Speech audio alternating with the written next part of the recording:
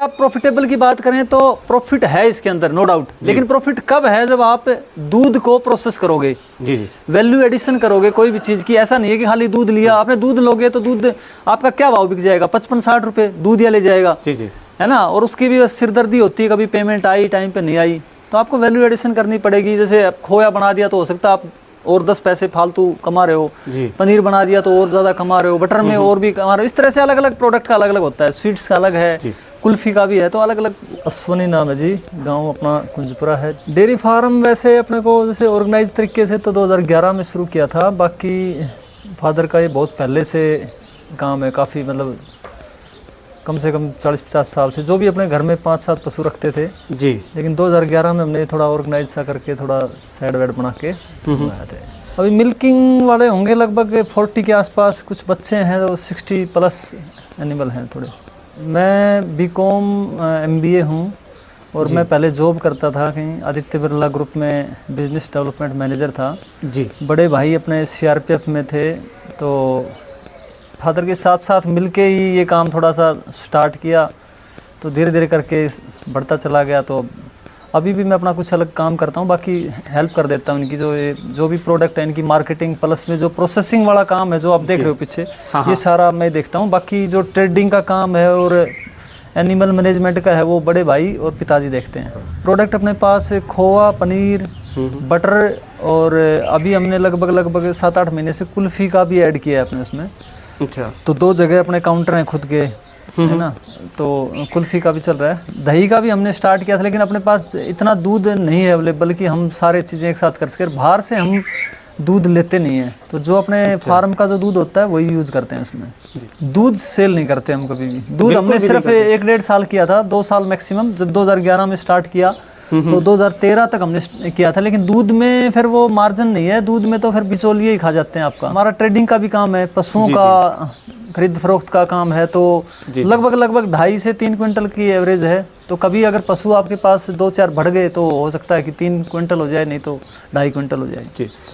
ज़्यादातर तो अपने यहीं से हो जाते हैं, जैसे कि ब्याह शादी फंक्शन में। बाकी अभी अपना 1-2 होटलों में भी टाई अप है, तो होटलों में भी जाते हैं अपने। स्टार्टिंग में तो थोड़ी मेहनत लगती है, लेकिन आप जब क्वालिटी देते हो तो धीरे धीरे लोगों को विश्वास हो जाता है जी। अब आप देखो ना, कितनी दूर खेतों में आके भी लोग, यहाँ से दूर दूर से आके लोग लेके जाते हैं। और अच्छा, शादी ब्याह के लिए पहले ही बुकिंग हो जाती है, 2-2 महीने पहले ही जैसे बुकिंग। अब फरवरी के महीने की के जो भी मंथ हैं शादियाँ हैं, वो सारी बुकिंग स्टार्ट हो चुकी हैं, मतलब बंद भी होगी एक तरीके से। दूध की लगभग 35 से 40 के आसपास है, भाई देखता है। बाकी मोटा मोटी मैं तो आपकी तरह ही थोड़ा देख रहा हूँ भाई, हाँ लगभग इतनी है। सर क्या है कि यहाँ पानी की थोड़ी समस्या है इस इलाके में।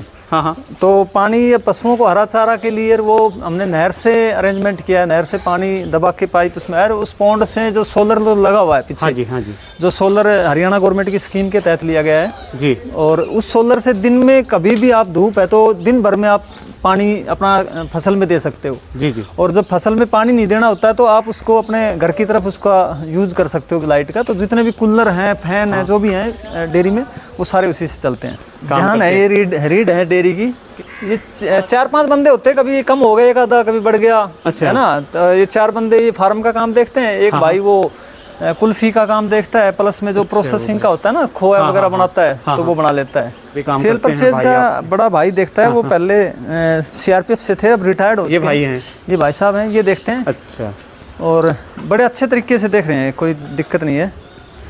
अच्छे पशु रखते हैं, अच्छा मतलब कि पूरा इनका मैनेजमेंट अच्छा है हर तरीके से। 15 दिन की बीच की ब्याई हुई 23 भैंस बिक्री की है अभी फिलहाल। अच्छा, और अभी फिलहाल तक 16, 17, 18 लीटर तक की हमारे पास उपलब्ध है एट ए टाइम।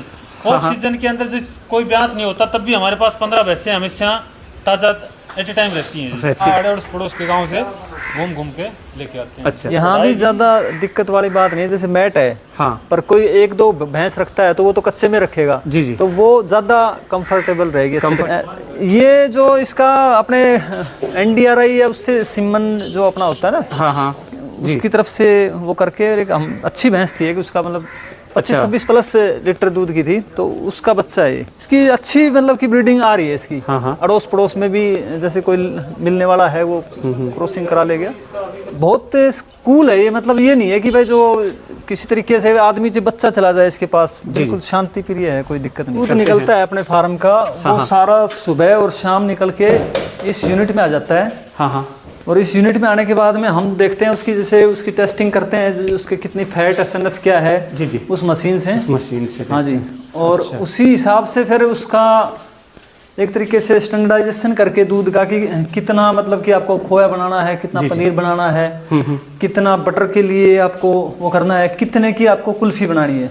तो ये एक ऑटोमेटिक घूमने वाली कढ़ाई है जी। इसमें आप दूध डालोगे खाली, दूध डालने के बाद में फिर अपने आप ये 15-20 मिनट में, यानी कि 1 मिनट में 1 kg की एवरेज है इसकी। हाँ जी, ये पनीर प्रेस मशीन है। इसमें जैसे पनीर को प्रेस करते हैं जैसे कपड़े में करके जी। सारी जो हमारी यूनिट है ना, ये पूरी तरह सोलर बेस्ड है। अभी तो बारिश का मौसम है, तो थोड़ा सा दिक्कत आ रही है, 7-8 दिन से बादल जाते हैं। काफी बड़े-बड़े फ्रिज रख रखे हैं। ये सारे फ्रिज वगैरह सारे सोलर से चलते हैं। ये पूरे जो बैटरियां वगैरह रखी है ना, बिल्कुल फ्रेश मावा जो कहते हैं ना, फ्रेश निकला है एकदम। अभी जो सुबह निकला था वो फ्रेश मावा है। अपना तो क्या है कि मोस्टली होटल वगैरह में चला जाता है। कुछ है उसको हम थोड़ा स्टॉक कर लेते हैं, तो 15-20 दिन में कोई ना कोई फंक्शन वगैरह ना जैसे निकल ही आता है। जी। जैसे भी स्टॉक है ये लगभग 15 दिन में 20 दिन में सारा मावा का स्टॉक है। मावा का है, ये निकल जाएगा। ये बुकिंग होती है पहले कि भाई बुकिंग चल रही है। पनीर है जैसे कि अपना ना, ये आप पनीर देख सकते हो इसमें।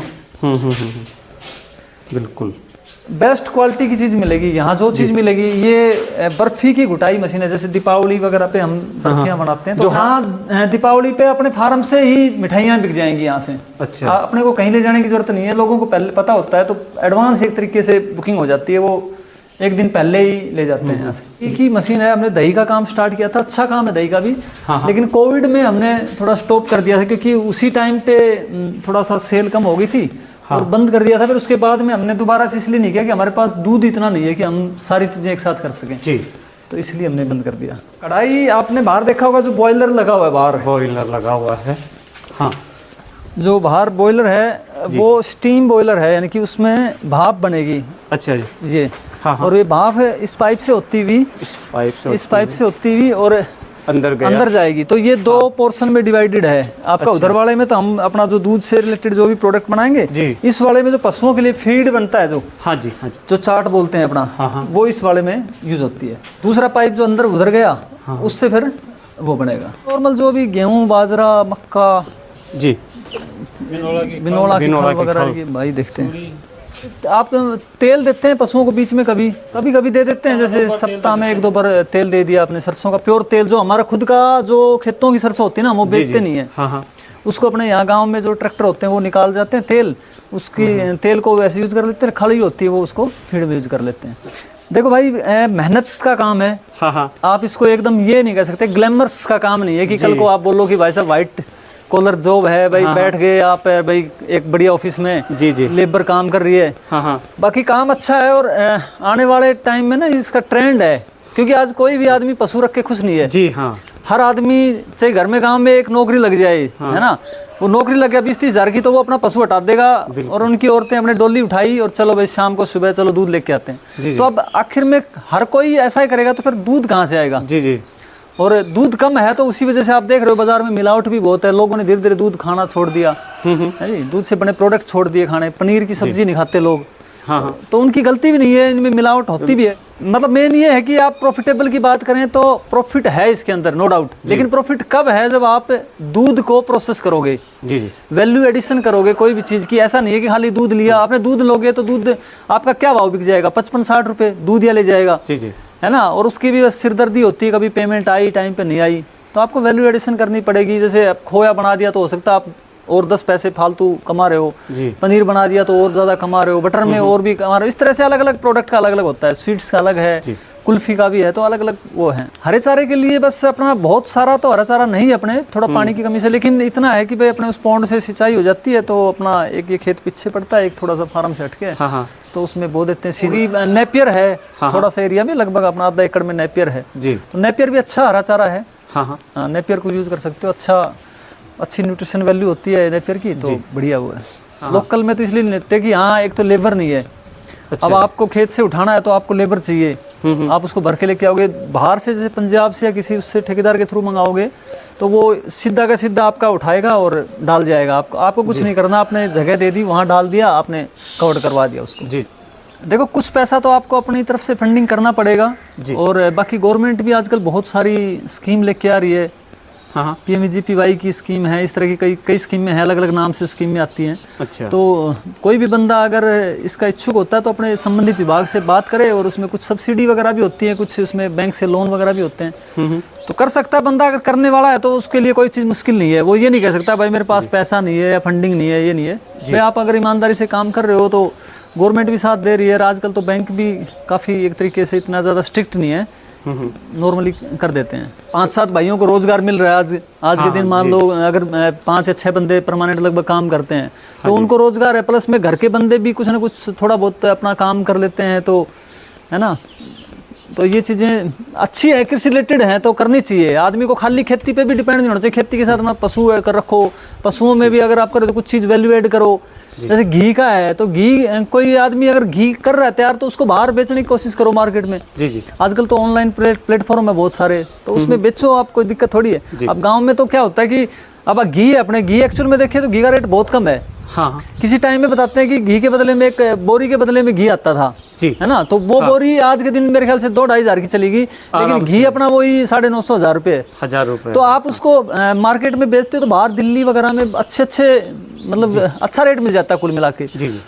और वो चीज़ भी लोगों को नहीं मिल पाती दिल्ली में। अगर कोई बंदा जो एक्चुअल में जो प्योर चीज़ लेना चाहे तो वो मार्केट से कहाँ मिलती है। अगर एक आम किसान भी अगर चाहे तो 5-7 किसानों का एक ग्रुप बना के और अपना खुद का जो घी है उसको पैकिंग करे, रैपिंग करे और मार्केट में बेच दे, कोई दिक्कत नहीं है उसकी। गाँव में पहले कहाँ दुकानें होती थी पैकेट बंद दूध की, अब दुकानें खुल गई, है ना। शाम को आप निकल जाओ, आपको लगेगा कि लेडीजें हाथ में वो जो लेके बर्तन वगैरह लेके जा रही होती हैं, है ना। और कोई काम विशेष भी नहीं होता, लेकिन कोई पशु रख के खुश नहीं है। पशुओं में लोगों को प्रॉफिट भी अब ऐसा लगता है कि नहीं है, चारे की दिक्कत है या कुछ भी दिक्कत है, बहुत सारी चीज़ें हैं, लेकिन है थोड़ी समस्या। अब ग्रामीण क्षेत्र में भी ये समस्या हो गई है, और ये एक ज़्यादा अच्छा संकेत नहीं है अपने देश के लिए कि अगर पशुधन नहीं रहेगा तो किस तरह से काम चलेगा। भारत की अर्थव्यवस्था भी डिपेंड करती है खेती के ऊपर, प्लस में गाँव की अर्थव्यवस्था भी इस पर डिपेंड करती है। तो बहुत सारी चीज़ें हैं, तो लोगों को थोड़ा थोड़ा 1-1, 2-2 पशु रखने चाहिए, कम से कम बच्चों को खाने के लिए प्योर चीज़ें मिलें।